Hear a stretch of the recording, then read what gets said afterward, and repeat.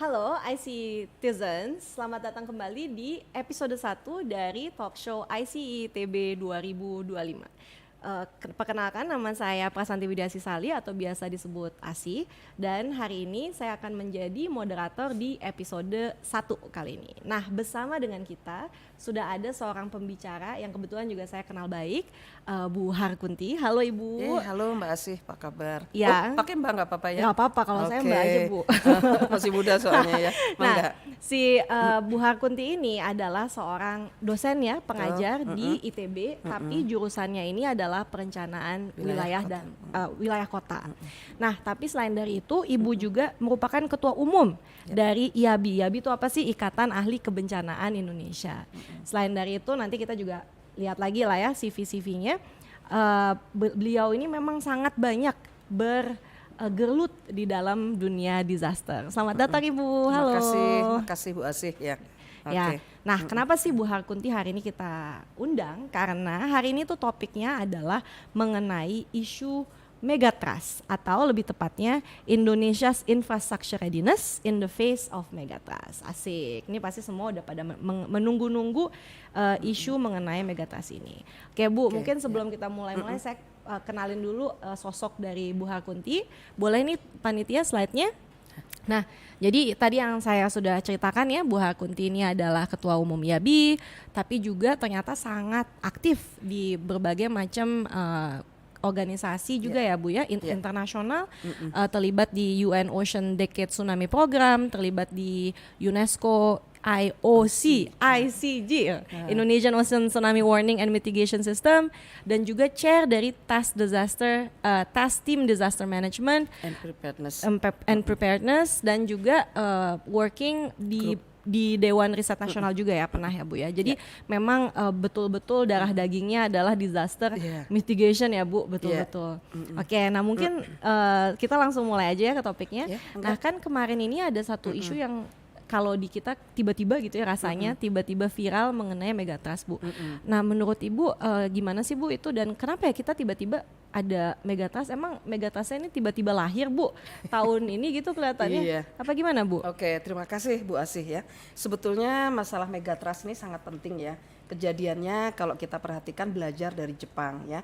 Jepang itu kejadian viral Megatrust itu diawali dengan kejadian pada saat lepasnya energi di kawasan Nankai Shikoku, yaitu 8 Agustus 2024. Nah, pertanyaannya, kenapa kok kita sibuk ya Megatrust yang terjadi, Megatrust atau kita sebutnya lepasnya energi dari kawasan Megatrust itu di 8 Agustus 2024 di Nankai Trough atau Nankai Megatrust kok menjadi viral di kita. Kenapa?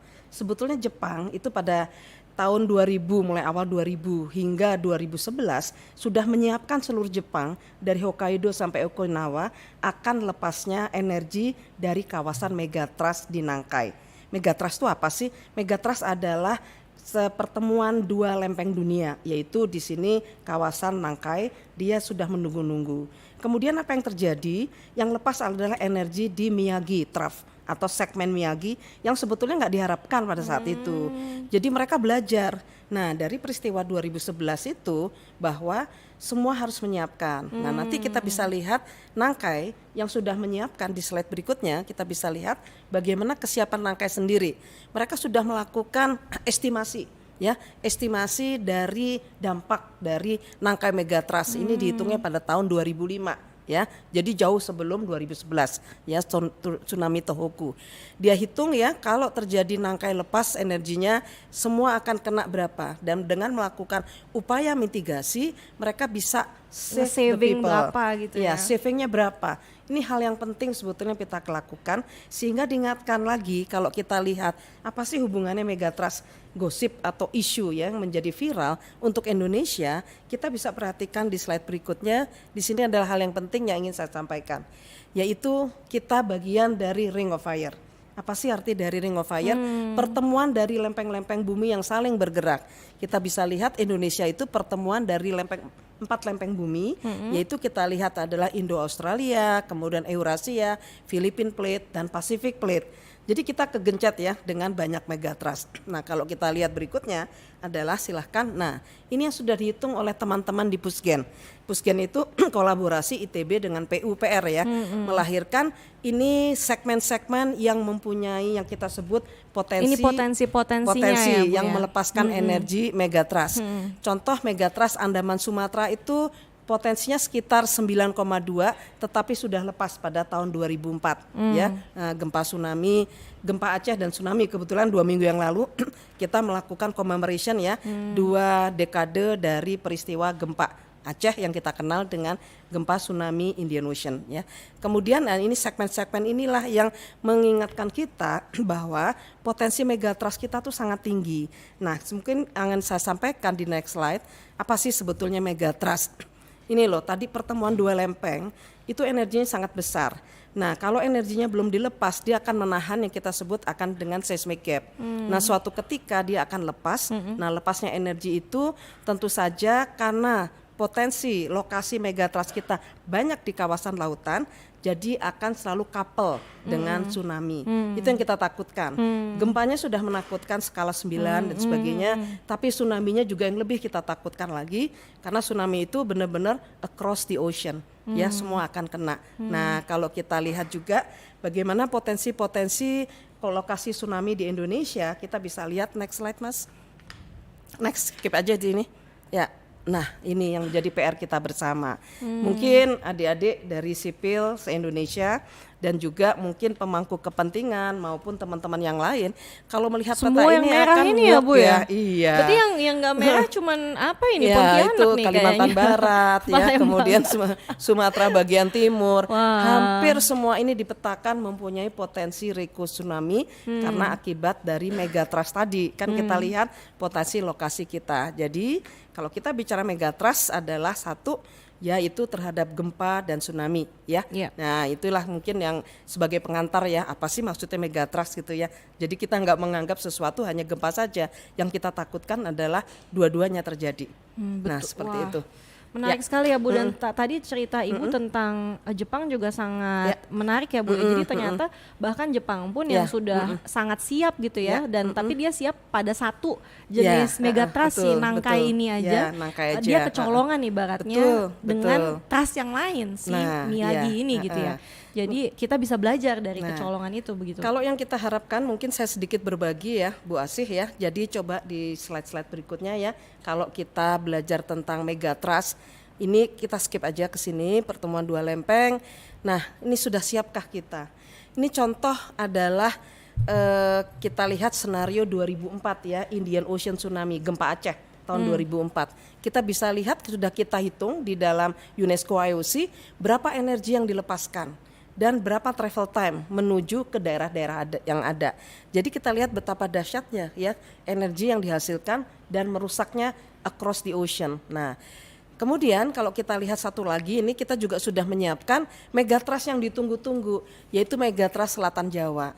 Dan ada megatrust Selat Sunda. Banyaknya Indonesia tuh potensi-potensi gempa megatrust yang menimbulkan tsunami. Yaitu ini sebagai contoh bisa dibayangkan kalau Selatan Jawa terjadi, travel time untuk seluruh wilayah Indonesia maupun tetangga kita seperti Australia dan sebagainya. Jadi mereka menyiapkan juga. Jadi kalau kita bicara gempa megatrust sebetulnya bukan bisnis Indonesia aja ya, itu bisnis semua di satu basin, satu samudra minimal, karena tsunami-nya adalah across the ocean. Itu ya mungkin menarik gambaran. sekali ya. Karena mungkin kita selama ini banyak mungkin terutama di sini teman-teman yang ada di sipil ya, itu banyaknya mungkin baru aware dengan isu gempanya aja nih. Tapi ternyata kalau kita ngomongin megatrust, kita juga harus berbicara tentang tsunami ya, Bu ya. Nah, tapi sebetulnya pada saat kita bicara gempa dan tsunami ya, Bu, itu yang harus kita pikirkan tuh apa sih, Bu? Kan biasanya kalau kita ngomongin gempa aja tuh kita nih kalau di sipil kayaknya udah darah daging ngomongin SNI gempa gitu ya, Bu. Tapi kalau kita ngomongin tsunami dan gempa ya, itu seperti apa sih, Bu? Nah, ini PR yang besar ya kalau kita bicara megatrust. ada dua elemen yang harus kita perhatikan. Peran pertama adalah keberadaan early warning system terhadap gempa dan tsunami. Nah, gempa ini kan sesuatu yang sulit ya. Sekarang lagi on the way of processing karena hitungannya adalah detik. Tetapi yang sudah ada adalah tsunami early warning system atau sistem peringatan dini tsunami. Itu is a must karena dia kalau pengalaman dari 2004 kita rasakan banyak teman-teman kita, saudara-saudara kita di Aceh maupun di Sumatera Utara nggak ngerti itu apa tsunami. Ada gempa terpesona lihat gempanya. Terus kemudian datanglah air yang mereka juga bingung, air naik gitu ya. Nah, kata-kata tsunami kan hanya milik tempat kita sekolah ya di Jepang. Jadi belum dikenal lah sama orang awam. Hanya saintis yang tahu. Nah, itu adalah hal yang menarik, satu early warning system. Yang kedua adalah resilient atau ketangguhan dari kawasan tersebut. Nah, kalau kita bicara resilient, ada dua komponen yang penting. Kota dibilang resilient kalau masyarakatnya siap. Nah, masyarakat siap aja kan nggak cukup ya. Bangunannya gimana? Infrastrukturnya gimana? Fasilitas kota dan wilayah seperti apa? Jadi disitulah kita butuh resilient dari infrastruktur. Makanya terima kasih ini ya untuk Himpunan Sipil ITB mengundang kok bicara readiness dari infrastruktur in the near field of the megatrust ya. Nah, ini karena ternyata infrastruktur itulah yang menunjang ketangguhan dari suatu bangsa terhadap gempa dan tsunami megatrust.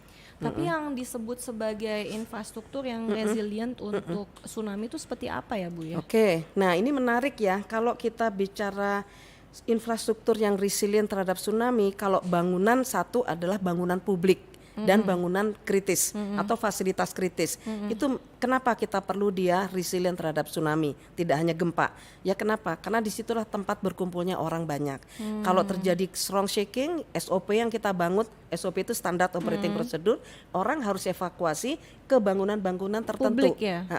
Khususnya untuk kawasan yang benar-benar flat, di mana inundationnya sangat luas kalau terjadi tsunami by design, harus diadakan intervensi mitigasi, yaitu dengan dibangun bangunan fasilitas publik yang kita kenal dengan tempat evakuasi sementara. Nah, tempat evakuasi kan kita nggak tahu nih tsunami berapa tahun, mungkin skalanya berapa tahun sekali dan ya. Berapa besarnya juga berapa kita besar tidak kita tahu nggak tahu. Oleh karena itu sebaiknya tempat evakuasi tsunami harus multifungsi, bisa sebagai untuk bangunan publik sehari-hari atau critical facility sehari-hari dan juga dipakai untuk evakuasi. Contohnya misalnya sekolah, kemudian airport, kemudian rumah sakit ya, maupun bangunan-bangunan lain. Itu satu kalau kita lihat dari manusia ya, readiness manusia dan infrastruktur.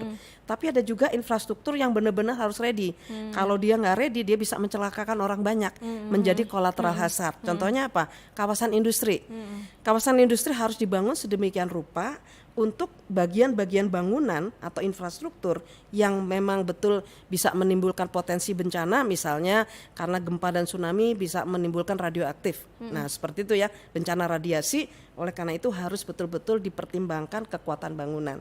Jadi ada dua misi ya kalau kita bicara critical facility, ya bisa untuk evakuasi orang, menyelamatkan orang, dan bangunan itu harus betul-betul kuat sehingga tidak menimbulkan collateral hazard, ancaman berikutnya. Tapi mungkin Bu saya mau tanya sesuatu ya Bu ya. Kan tadi Ibu sempat mention kalau misalnya untuk early warning system itu kan jeda waktunya hitungannya detik ya Bu. Kalau tsunami tuh kita ekspektasinya punya waktu ya Bu ya buat evakuasi. Kurang lebih ekspektasinya berapa lama ya? Nah, gini, kalau gempa kan penjalarannya dalam hitungan detik ya. Nah, mungkin tapi kalau tsunami kenapa? Karena source-nya itu di megatrust itu di subduction ya. Itu jarak rata-rata di pantai-pantai Indonesia itu antara 300 sampai 300 km. Oh, jauh ya Bu Cukup ya. Jauh ya. Kalau kita lihat peta Indonesia itu di luar dari Mentawai ya, di Sumatera Barat itu di kawasan Sumatera ya, itu di luar. Jadi butuh travel time. Boleh slide-nya nggak ya? Tadi ada zona subduction-nya. Oke, kalau kita lihat next, yang Indonesia. Yang nah, ini. Betul. Nah, ini zona subduction itu yang warna merah ya, garis merah. Nah, itu di luar Kepulauan Mentawai. Nah, jadi dan Nias ya Bu ya, Nias juga ada dalam situ. Orang-orang Sumatera dulu tuh believe bahwa Mentawai itu sebagai buffer untuk kalau terjadi tsunami, melindungi mereka. Kalau kita lihat di selatan Jawa nggak ada pulau-pulau ya, blong, seperti itu kan. Dan demikian juga di Indonesia bagian timur. Nah, itu jaraknya rata-rata antara 300 sampai 300 km dari pantai. Kilometer dari pantai. Nah, kalau kita ngitung secara kasar ya, kecepatan tsunami di laut itu antara 300 sampai 900, kita ambil rata-rata 600 km per jam, tentu saja akan sampai ke daratan itu antara 30 menit. Ya, 20 sampai 30 menit. Nah, itu. Nah, jadi kita masih punya waktu yang kita sebut dengan golden time. Nah, golden time itu waktu yang sangat berharga untuk menyelamatkan kita. Sehingga perencanaan evakuasi, perencanaan semuanya itu harus mengacu kepada golden time, mengevakuasi orang ke tempat tadi kita sebut jadi, dengan imajinasinya tuh ibaratnya pertama kan shaking dulu, tiba-tiba ya Bu ya. Kalau bisa, kalau bisa harus ya, infrastrukturnya nggak boleh roboh dulu ya Bu di situ. Terus setelah dari situ untuk teman-teman yang ada di coastal area, kalau seandainya ada kemungkinan tsunami, mereka punya waktu sekitar 20-30 menit untuk mereka evakuasi ke critical infrastructure yang sudah direncanakan berarti ya Bu. Kalau untuk daerah yang flat. Tapi gitu kalau ya. ada bukit ya lari ke bukit. Nah, ini yang menarik tadi statement dari Bu Asih, bahwa gempa kita nggak tahu ya, gempa ini menimbulkan tsunami apa enggak ya. Nah, itulah kita butuh namanya sistem peringatan dini, di mana sudah ada peralatan yang ditanam ya di sini baik oleh BMKG, Incois India maupun Australia, Bureau of Meteorology Australia. Dia menanam alat di sekitar ini sehingga bisa menghitung gempa ini menimbulkan tsunami apa enggak. Makanya akan keluar peringatan dini 1, peringatan dini 2 dan seterusnya. Apa itu peringatan dini 1? Yaitu bahwa sudah terjadi gempa di lokasi ABCD ya, di lokasi A gitu. Nah, koordinatnya di mana? Di lokasi A misalnya koordinatnya berapa, punya potensi tsunami emang enggak. Itu hanya berdasarkan seismometer network seluruh jaringan di Indian Ocean. Saya ngomong Indian Ocean dulu ya. Nah, setelah itu potensi, ini kata-kata potensi, masyarakat harus sadar kalau itu potensi. Kemudian mereka memperhitungkan ulang dengan alat-alat yang lain, yaitu mungkin keberadaan buoy, keberadaan mengukur ya apakah tsunami sudah terjadi dan jaraknya ya. Tsunami terjadi. Kemudian peringatan di dini 2 bahwa potensi tsunami betul-betul terkonfirmasi ya, sudah diukur dengan alat yang ada di laut. Nah, seperti itu. Alatnya antara lain buoy, kemudian macam-macam radar tsunami dan sebagainya. Nah, kemudian itulah karena kita di daerah yang near field tsunami atau tsunami dengan sumber lokal di kawasan megatrust, nggak usah nawar. Kalau gempa besar, ini saya ajarkan di Sumatera, misalnya di Padang, kemudian Sumatera Barat, maupun saya ajarkan di kawasan-kawasan Indonesia lain. Sign dari natural sign gempa itu kita evakuasi dulu deh. Kalau nggak terjadi tsunami dengan announcement, oke, alhamdulillah nggak terjadi. Jangan nyalahin orang deh. Apa sih, jangan nyalahin, tsunami warningnya nggak jalan. Kita evakuasi dulu karena kita nggak tahu. Itu yang dididik kan di Jepang ya. Contohnya pelajaran dari Gunma, strong shaking, mereka evakuasi. Ya, jangan nunggu official warning. Kenapa? Kita posisinya dekat dengan sumber-sumber megatrust tadi. Nah, setelah itu kalau betul terjadi kan untung udah lari ya, 5 menit ya. Nah, biasanya informasi peringatan dini akan muncul 5 menit setelah gempa. Karena dia juga harus hitung sih ya Bu seperti ya. itu. Jadi strong shaking kita usahakan mulai siap untuk terutama yang tinggal di kawasan rawan tsunami. Nah, di Indonesia kan udah bikin tuh peta-peta, ada zona merah, yang tinggal zona merah lah ya, di kota-kota itu mulai memikirkan, mulai evakuasi. Lumayan lah saving 5 menit ya golden time-nya. Kalau nggak jadi tsunami ya udah balik lagi ke rumah. Kayak gitu ya. Iya, jangan marah-marah gitu ya. Iya. Menarik banget ya Bu ya. Jadi tadi istilahnya karena kita yang penting, tapi tentunya shaking pertama nggak boleh roboh dulu ya Bu ya. Nanti dari situ sebetulnya kita punya golden window yang sekitar 20-30 menit itu kita masih bisa evakuasi. Dan kalau kita semua aware gitu ya di daerah-daerah yang ada di daerah potensi tsunami itu, kita juga udah tahu tempat shelter-shelter yang bisa buat evakuasi, kurang lebih seperti itu. Nah, ini kan tadi alurnya udah mulai kebayang Bu, tapi kan kalau kita di sipil mungkin kita udah biasa dengan SNI gempa ya. Jadi daripada deg-degan, kita desain yang penting ngikutin aturan. Nanti dari situ kita bisa bilang bahwa kita sudah mendesain sesuai dengan potensi gempa yang ada di suatu tempat. Tapi kalau misalnya kita ngomongin yang tadi ya Bu ya, untuk desain mengenai suatu kawasan untuk critical infrastructure, itu ada pedomannya nggak ya Bu? Nah, untuk ini melakukan Bu desain Asih. itu. Jadi merecall back ya, kita pengalaman dari ITB. Kebetulan saya menjadi koordinator bersama teman-teman ya dari sipil, kemudian dari waktu itu dari FITB ya, dari FTTM. Kita membuat pedoman bangunan tahan gempa dan tsunami. Nah, itu sebagai pedoman teknis yang dipakai untuk membangun shelter-shelter atau kita kenal dengan tempat evakuasi sementara atau critical facility yang lain. Di mana perhitungannya adalah tadi satu bangunan itu harus kuat terhadap gempa, jelas SNI-nya udah ada. Tetapi SNI bangunan itu kuat atau tahan terhadap tsunami belum ada. Tapi kita bikin peraturannya. Mungkin Dek bisa di-share rumus apa saja beban-beban yang harus diperhitungkan. Di dalam itu, di dalam guideline kita berikan beban-beban terhadap gempa dan tsunami itu ada di slide next. Ya, next ya. Kemudian ya, next aja. Nanti bisa bolak-balik. Nah, next. Ya. Terus ya next aja.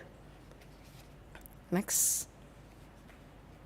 Ya, bisa lanjut, nanti kita bolak-balik nggak apa-apa ya. Karena ini, nah kita bicara, nah ini ya contoh. Ini pedoman yang kita bikin ya bersama teman-teman ITB, yaitu bagaimana critical infrastruktur, terutama untuk yang dipakai untuk evakuasi yang kita kenal dengan tempat evakuasi sementara, untuk yang vertikal. Nah ini contoh yang di Padang dibangun berdasarkan pedoman yang kita bikin. Nah ini ada bolongannya ya Bu ya. Nah, di mana desainnya adalah satu, desain bahwa bangunan lantai dasar itu atau lantai 1 dan 2 itu boleh disacrifice, tetapi strukturnya nggak boleh rusak, ya. Jadi bolong ini karena untuk berarti air si mengalir. tsunami-nya bisa mengalir gitu ya Bu ya. Ya, dan mereka bisa evakuasi menggunakan rem ke atas. Tapi hal yang paling penting di sini, bagaimana desain ini harus tahan terhadap tsunami adalah next. Nah ini juga ini dari Pak Iswandi, Pak Masyur gitu ya, membantu next. Nah next saja. Nah ini ada beberapa yang paling penting adalah satu, ketinggian. Ini dari kita pengalaman belajar di Jepang. Jadi lantai bangunan itu jangan sampai sudah ditetapkan sebagai tempat evakuasi ternyata justru kena tsunami. Jadi adalah lantai yang bisa dipakai untuk evakuasi itu harus mempertimbangkan adanya freeboard. Ya freeboard tahu ya teman-teman sipil ya. Jadi freeboard kita ini agak beda dengan freeboard kalau desain jembatan. Yaitu adalah ini luasnya ada tingginya adalah 3 meter ditambah 30% dari tinggi inundation.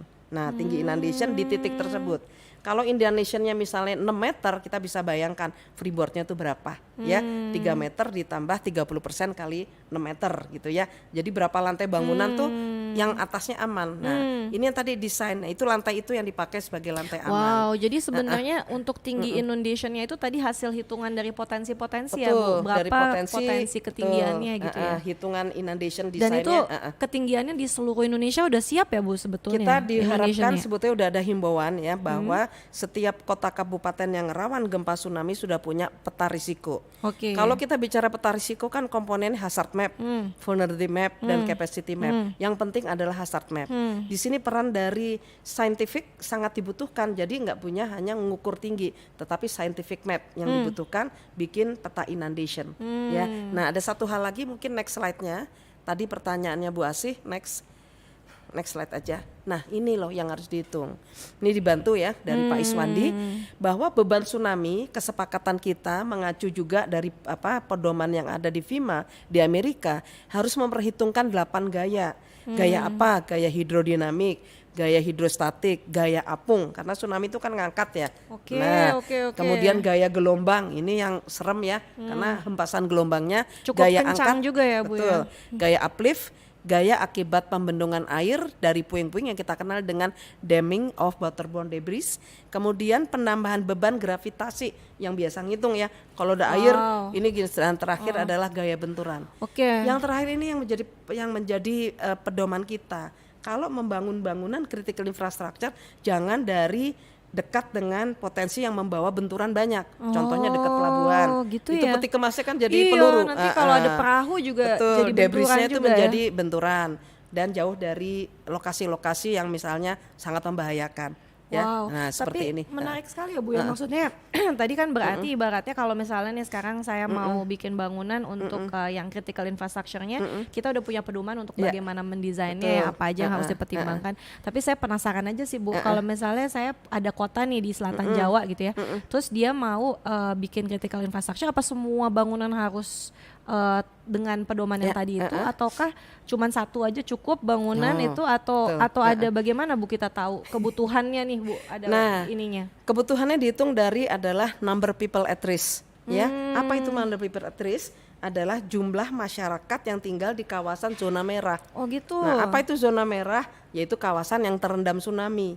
Ya, nah itu hasil model kan ada ya. Setiap kota tuh punya hazard map itu adalah peta inundation. Nah, orang yang berada di zona merah bisa nggak evakuasi ke daerah aman ya, otomatis misalnya ada bukit dia bisa evakuasi bukit, artinya nggak perlu intervensi Harus mitigasi. disimulasikan gitu lah ibaratnya Nah itu, itu Bu. dihitung. Nah ini di pedoman saya itu kita bikin hitungan berapa jumlah shelter vertical evacuation yang dibutuhkan dengan penduduk sekian, luasnya sekian. Nah sebagai contoh misalnya Padang itu kan number people at risk-nya 60% dari 1 juta ya, 600.000 nggak akan cukup. 60% dari areanya semuanya at risk ya, Bu? Rumah mereka kan rata-rata 2 lantai. Nah kalau pemerintah harus bikin misalnya contoh tadi, misalnya Mas bisa slide yang bangunan kokoh itu sangat mahal, karena memperhitungkan segala macam itu sangat mahal, mungkin sebelumnya before. Nah ini contoh tes yang tadi yang tempat ini itu mahal sekali. Nah oleh karena itu harus multifungsi, makanya bangunan dengan building code maupun pedoman teknis tadi bisa dipakai untuk sekolah, kan sehari-hari pakai sekolah, tapi bisa dipakai untuk evakuasi Pada saat ada tsunami gitu ya. Untuk rumah sakit, kantor dan sebagainya. Ada pasar juga kalau di Padang ya, Bu, ya? Pasar, di Bali yang di pasar. Oh ya. Nah Bali itu dipakai untuk pasar. Nah ini jadi multifungsi karena kita nggak tahu tsunami itu kapan terjadi. At least bangunan itu bisa dipakai untuk kehidupan sehari-hari, dan kalau gempa kan lebih sering daripada tsunami. Kan bangunannya pasti kokoh ya, karena sudah aman terhadap gempa. Tapi kalau ada tsunami, warning, orang merasakan semua bisa evakuasi ke atas. Jadi ibaratnya imajinasinya tuh sebetulnya Betul. kita dengan hitungan-hitungan yang sekarang sudah tersedia, kita udah tahu peta inundasinya ya, potensi-potensi ada di mana saja, dan luasan area yang mungkin akan terdampak, sehingga kita tahu populasi terdampak, dan mungkin bisa juga kita menentukan ada berapa kebutuhan dari shelter tadi itu di masing-masing area yang harus mengikuti pedoman desain yang tadi gitu ya, Bu ya. Betul Bu Asih. Nah satu hal lagi mungkin yang menarik ya, slide yang tadi Mas. Ya, nah kalau kita perhatikan di slide ini, nah ini ya, gimana trust masyarakat terhadap keberadaan mitigasi struktural. Begitu dilakukan intervensi, ini contoh sebelum tes itu dibangun. Tes itu vertical evacuation ya. Orang tuh udah ninggalin kawasan tersebut, dijual rumah jadi abandoned, dijual, orang panik, Karena orang takut Padang. ya, Bu ya? Mereka pindah ke kawasan yang aman, mereka nggak mau di red zone lagi. Begitu tes terjadi dan sering dilakukan latihan untuk kesiapsiagaan masyarakat, bisa dilihat roofnya lebih color kan? Iya, mereka jadi mereka mau lagi tinggal di situ ya. Balik lagi dan feel safe dengan bangunan ini. Bisa kita lihat slide berikutnya. Ini proof. Ya kalau kita lihat di satelit image sebelum 2015 dan setelah 2015 itu yang tadinya kosong, ini shelternya ada ya satu, itu lahan kosong jadi shelter kan. Nah itu kita lihat bagaimana pertumbuhan rumah-rumah di sekitar shelter. Ini kan kalau kita lihat contoh Padang sama dengan beberapa kota lain di Indonesia itu mirip ya, banyak daerah pantai, daerah rawa, dan kemudian sungai dan sebagainya, muara, dan ini kan potensi tsunami-nya tinggi, kosong kelihatan. Sebelum 2015 orang takut, mereka menjual tanahnya atau meninggalkan pindah ke daerah yang aman. Tapi sekarang dilihat jumlah populasinya meningkat. Ya? Jadi memang itu juga dibutuhkan trust ya, bahwa memang udah betul, dipikirkan gitu ya, Bu. Artinya apa? Critical infrastructure itulah yang membangun trust masyarakat bahwa mereka feel safe dan mereka akan tenang hidup dan mereka tahu where to go. Makanya kalau membangun readiness dari infrastruktur itu juga sama dengan readiness dari masyarakat. Nggak bisa kita expect masyarakat suruh latihan evakuasi tetapi infrastrukturnya nggak menunjang kan, gitu ya kasihan lah, ya nggak fair juga ya, seperti itu. Nah ini contoh aja sih, ya trust itu bisa terbukti ya dengan hanya baru keberadaan satu, apalagi kalau seluruh kota seluruh Indonesia. Seperti itu ya, Bu. Tapi ini jadi pertanyaan juga ya, Bu, sebetulnya seberapa siapnya ya kota-kota di Indonesia ini untuk menghadapi ini ya, mitigasi bencana megatrust, berarti tadi compound antara gempa dan juga tsunami gitu ya, Bu. Ya, terus masyarakat dan infrastruktur kan. Nah, ini balik lagi ke kita. Infrastruktur bisa, ini adalah intervensi dari pemerintah, engineers ya, dan mungkin dunia usaha bisa bergabung. Tetapi readiness dari masyarakat ini seringkali harus diasah. Karena masyarakat tuh sering lupa. 2 tahun dilatih kembali lupa, apalagi 10 tahun 20 tahun pasca tsunami Aceh orang bisnis back as usual, lupa. Makanya dua-duanya itu harus combine secara terintegrasi, yaitu masyarakat harus diingatkan. Ini balik lagi kenapa megatrust diviralkan ya Agustus 2024 itu karena masyarakat kayaknya udah pada lupa. ya. Pemerintah udah bangun nih bangunan seperti ini, dunia usaha misalnya contohnya di Padang ada hotel ya, yang pakai misalnya pakai isolation base gitu ya, ada rumah sakit udah kuat. Tetapi masyarakatnya udah lupa evakuasi nanti ke situ. Jadi ini tuh harus terus menerus. Jadi Harus terus diingatkan ya Bu ya. tanggung jawab siapa? Tanggung jawab bersama. Saya selalu mengatakan pentahelix. Pemerintah jelas, akademisi udah nggak kurang-kurang membantu, dunia usaha ya sebagai sponsor. Kemudian di sini masyarakat dan media salah satu elemen yang harus mengulang-ulang. Kalau nggak lupa, termasuk saya berharap podcast ini juga membangkitkan lagi pentingnya upaya mitigasi merespon dari megatrust. Tapi Bu, selama ini sebetulnya tantangan terbesarnya dalam urusan mitigasi ini apa ya Bu? Tantangan terbesar adalah yaitu tadi sinergi dari 5 elemen ini. Pemerintah kita tahu sendiri ya, ganti pemerintahan, ganti kebijakan, ganti prioritas. Ya, ganti prioritas kita takutkan. Misalnya pemerintah, misalnya sebelumnya mereka masalah mitigasi bencana prioritas utama, tapi mungkin pemerintah berikutnya beda lagi, gitu kan? Karena mungkin ekonomi. Padahal kalau disinergikan, kebutuhan ekonomi, pembangunan masyarakat itu semua akan hilang kalau nggak mempertimbangkan bencana. Dan ya? jalannya bisa bareng-bareng Betul, juga ya Bu ya. sebetulnya bisa diintegrasikan. Nah itu tantangan ya. Dan kemudian tantangan berikutnya itu memori manusia itu pendek. Manusia itu pendek. Kadang-kadang 2 tahun udah lupa ya. Karena apalagi 10 tahun bahwa readiness mereka harus diasah terus ya. Asah itu bisa melalui pendidikan. Ya salah satunya podcast ini kan lebih sustain ya. Kalau saya boleh ngasih saran, podcast itu lebih sustain daripada yang offline seminar. Offline workshop itu selesai offline biasanya proceeding masuk ke filing kabinet ya. Lupa lah, seneng euforia. Nah ini kan akan lihat terus ya. Mudah-mudahan generasi sekarang dengan era digital ya, ini akan menjadi footprint yang bagus ya untuk mengingatkan orang. Luar biasa sekali Bu. Saya belajar banyak sekali hari ini dari Ibu, dan saya yakin pasti teman-teman yang ada di rumah yang atau dimanapun nonton ya, kadang-kadang anak-anak zaman sekarang nontonnya sambil di mobil atau di mana, itu pasti juga belajar banyak hari ini. Nah tapi sebelum kita tutup Bu, ada nggak ya Bu semacam closing statement atau apa yang ingin Ibu sampaikan nih kepada teman-teman pendengar kita? Terima kasih ini teman-teman atau adik-adik ya, terutama dari mahasiswa sipil atau mahasiswa yang lain ya, dari bidang-bidang lain. Kalau kita bicara mitigasi gempa dan tsunami megatrust itu nggak bisa satu bidang, harus multidisiplin ya. Apakah bagaimana peran anak-anak sipil, peran anak-anak planner, kemudian misalnya FITB dan sebagainya, itu sangat dibutuhkan. Kenapa? Kalau kita lihat ini tantangan dari Pak Guterres, Sekjen PBB, slide terakhir. Nah Sekjen PBB itu sudah mencanangkan, nggak main-main sebetulnya. Tantangannya adalah Mr. Guterres itu menyatakan 2 isu yang harus ditepati.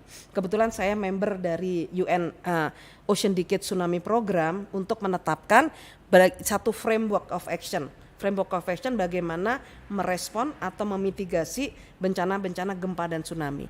Permintaan beliau 2. 2027 100% masyarakat dunia yang terpapar tsunami harus dilindungi oleh sistem peringatan dini tsunami. Amin. 100% loh ya.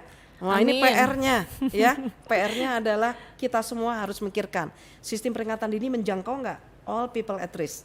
Yang kedua ini adalah sangat terkait dengan podcast ini, yaitu 2030 100% masyarakat dunia yang terpapar tsunami atau all people at risk harus siaga dan tangguh tsunami melalui program Tsunami Ready dan seterusnya. 100% harus siaga. Nah judul podcast ini bagus ya, infrastruktur readiness. Nah infrastruktur readiness antara lain menunjang readiness dari 100% masyarakat dunia. Kalau kita lihat kembali ya Bu Asih, semua megatrust dikeliling dunia. Dan itu semua diharapkan 2030 harus ready dan tangguh. Nah ini kalau kita bicara tangguh, ini tantangan buat adik-adik semua, masih punya waktu 2030, sekarang 2024 ya akhir ya. Jadi masih 5 tahun lagi lah. Nah, iya 5 tahun lagi harus sudah tercapai. Jawabnya seperti apa? Apakah hanya dihitung, semua kota sudah melakukan tsunami drill? Not that one. Ya, bagian adalah 2 komponen selalu saya tekankan, masyarakat dan infrastruktur. Jadi jangan lupa nih peran infrastruktur itu sangat penting meskipun tidak di state secara langsung. Kalau kita bicara masyarakat tangguh 100%, tangguhnya seperti apa? Hanya orang dia lari saja kok larinya nggak mungkin dicapai. Nah infrastruktur inilah readiness-nya sangat dibutuhkan ya.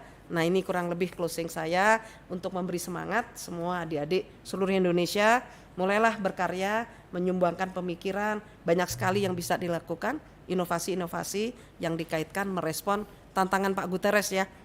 Seperti itu ya. Data closing statementnya berupa tantangan ya teman-teman. Jadi ini semua adalah PR kita bersama, dimanapun Anda berada. Ternyata kita punya target nih 2030 ya Bu ya, tinggal 5 tahun lagi untuk bikin semua aman terhadap tsunami. Nah sekali lagi saya mau mengucapkan terima kasih ya kepada Bu Harkunti sudah menyediakan waktunya hari ini untuk berekam dengan kami nih di ICEE ITB. Yang diselenggarakan oleh HMS ITB juga.